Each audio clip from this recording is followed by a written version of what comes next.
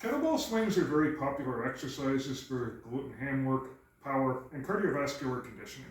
However, they're an exercise I tend to see butchered quite a bit. Now, as a disclaimer before we start with this video, I'm not a strong first or a kettlebell RKC instructor, but kettlebell swings are an exercise I've coached people through quite a bit.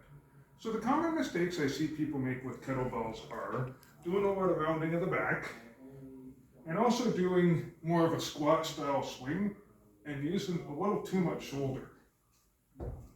So there's a few ways to work with those issues.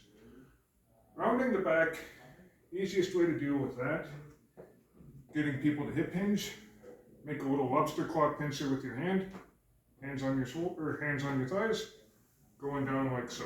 If you have someone who's got limited hamstring flexibility or limited ankle flexibility, you may need to elevate the implement for them. In terms of squatting, the big cue I have is to push your hips back towards a target. You can use a bed behind you, you can use a back of a chair, just something to cue people to push the hips back.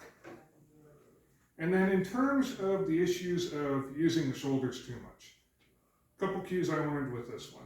First, if you watch football, I use the analogy of a long snapper snapping the ball to someone behind them.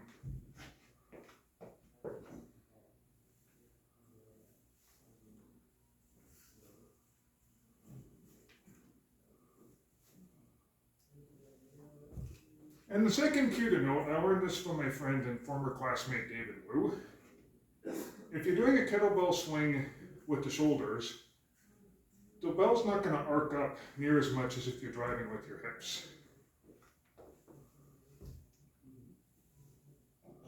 So you notice here, the kettlebell arcs and angles upwards. Whereas if I try to muscle it up, it tends not to go as well. So that's a good way to tell if you're doing it right or not.